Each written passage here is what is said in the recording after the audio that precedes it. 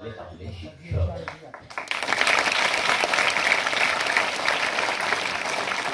शिक्षक तो निश्चित आहे आणि म्हणून आपण सगळ्यांनी शिक्षकांचा खूप आदर केला पाहिजे.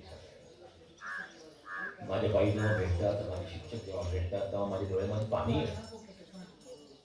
ते नसले असते तर काय झालं असतं.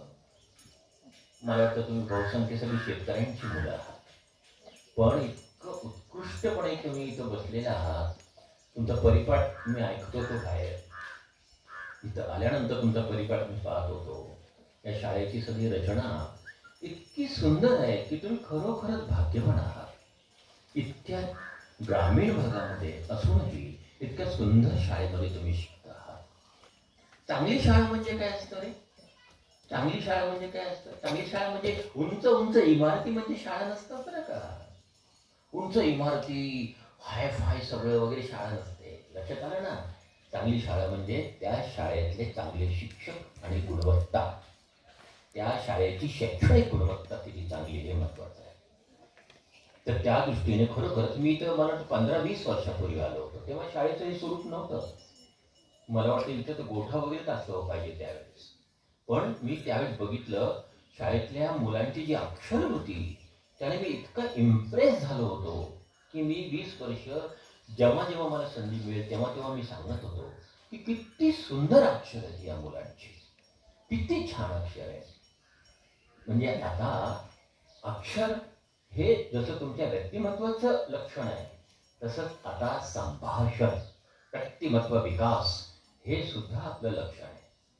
म्हणजे आता तुम्ही पत्र पाठवलं आणि त्या अक्षरावरनं कळतं की हा वा सुंदर अक्षर. ज्याचं अक्षर सुंदर आहे त्याच्याविषयी आपल्याला काय वाटतं, अरे वा चांगला माणूस असला पाहिजे. पण ज्याचं अक्षर अगदी उंटाचे पाय शेळीला, शेळीचे पाय कोंबडीला, तसं आता मोबाईलचं पण झालेलं आहे ना. म्हणून आता अक्षर, आता पत्र पाठवत नाहीत लोक, डायरेक्ट मोबाईल हॅलो. पण मोबाईलवर बोलण्याची पण कला आहे, ओके नाही. मी माझ्या एका मित्राच्या घरी फोन केला, तो घरी नव्हता, त्याची बायको होती. तिने फोन उचलला, हॅलो.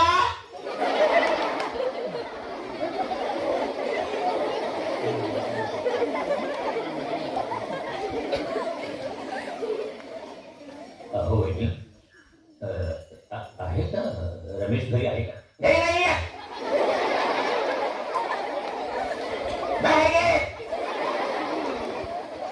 काय सांगितलं सांगून टाक.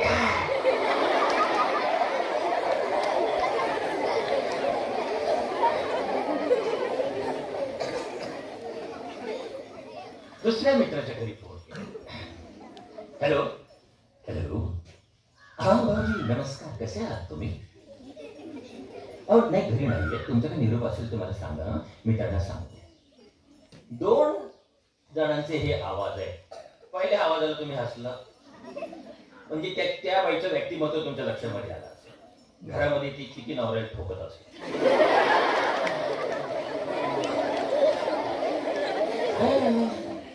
नवऱ्याला ठोकणारा खूप आहे. मी नाही आले, मी कधी मार खाल्लेला नाही. पण दुसरी बाई एकदम ती कसे सोफॅस्टिकेटेड, सुसंस्कृत आहे. म्हणजे हे कशावरून कळलं आपल्याला? नुसत्या आवाजावरून कळलं का? बोलण्याच्या पद्धतीवरनं सुद्धा, ओके नाही. चला, तर मी तुम्हाला हे सांगत होतो गोष्टीवरनं हे सगळं आपलं हे झालं. मी जी गोष्ट तुम्हाला सांगणार ती फार सुंदर गोष्ट आहे आणि ही तुमच्या स्वतःची आहे. तर मला सांगा, कधी आपण हा विचार केला का की बुवा या गावचं नाव पिंपळवंतवाडी कसं पडलं असेल, जरेवाडी कसं पडलं असेल, हा बीड कसं पडलं असेल हे नाव बीड. तुमचं नाव तर पाळण्यामध्ये ठेवलं गेलं, हो की नाही? तुम्ही छोटे होतात, छोटे, मग तुमच्या आत्या आणि तुमच्या कानात फुंकले असतील, मग नथुर, ठमी, रखमी. पण हे गावाचे नाव कसं काय ठेवलं? पाटोदा, कुठून आलंय हे, ओके नाही? हे जाणणं फार इंटरेस्टिंग आहे. ही आपली स्वतःची गोष्ट आहे. ती तुमची गोष्ट आहे, ही सगळी आपल्या बीड जिल्ह्याची गोष्ट आहे. आपण राजा होता, राणी होती किंवा पशु पक्ष्यांच्या गोष्टी ऐकतो, पण कधी आपल्याला आपली गोष्ट कधी माहिती झाली आहे का? की बाबा आपला बीड जिल्हा खूप खूप खूप खूप खूप वर्षापूर्वी, म्हणजे 1000, 2000, 4000, 5000, 10,000 वर्षांपूर्वी काय असेल? इथं काय असेल? तुम्ही जिथं बसला तिथं काय असणार आहे? 10,000 वर्षापूर्वी काय असेल इथे? काय असेल? गुड. जंगल असेल ना, सगळं जंगल असेल हे. माणसांनी काय केलं? हळूहळू हळूहळू जंगल तोड करून करून करून करून ही गावं वसवली. पण हे नाव कुठून आली? बीड आपल्या जिल्ह्याचं काय आहे? मुख्य ठिकाण आहे की नाही? जिल्ह्याचं नाव बीड, शहराचं नाव आणि जिल्ह्याचं नाव एकच आहे, बीड. ते कसं आलं बीड? कोणी ठेवलं हे नाव? मुळामध्ये आपण ज्या ठिकाणी राहतो ना, हे पूर्वी घनदाट आणि जेव्हा माणसं अगोदर कुठे राहत होती तुम्हाला माहित असेल? ती अगोदर गुहेमध्ये राहत होती, ओके नाही? आणि मग ते कपडे त्यांचे कोणते होते हे, ओके नाही? बरं झालं कपड्यांचा शोध लागला, नाही तर तुमचा सुद्धा शाळेचा ड्रेस असाच असला असता कुठच्या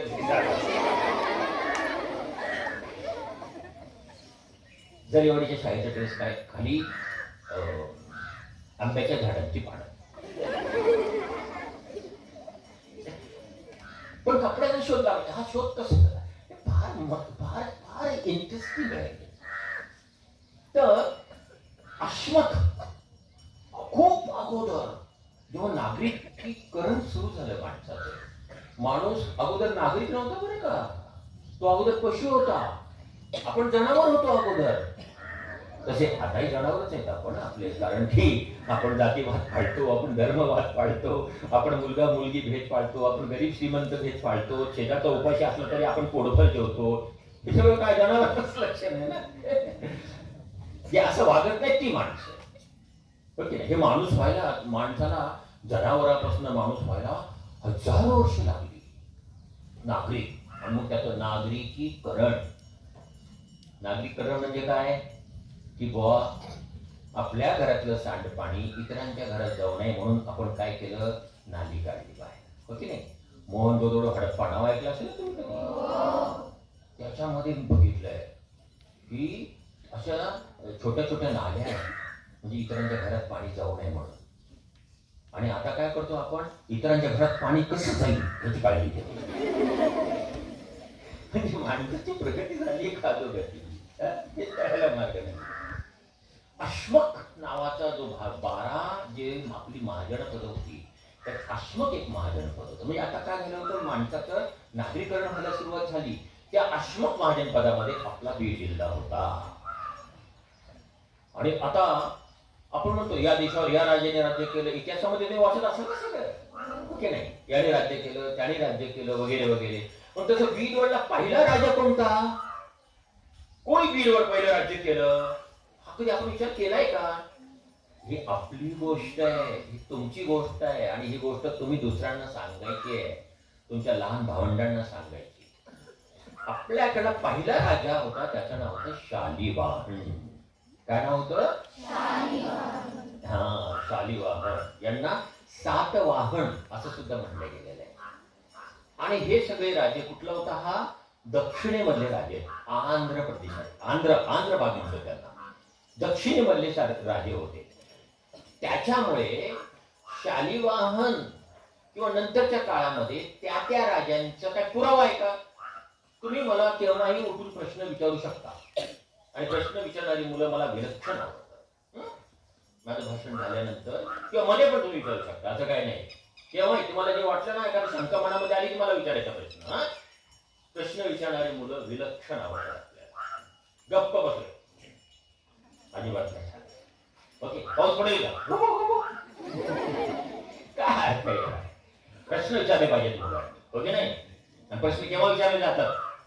जेव्हा आपण विचार करत असतो त्यावेळेस, ओके नाही? जे विचारच करत नाही त्यांना काही प्रश्न पडत नाही. प्रश्न कोणाला पडतात? जे विचार करतात त्यांना पडतात.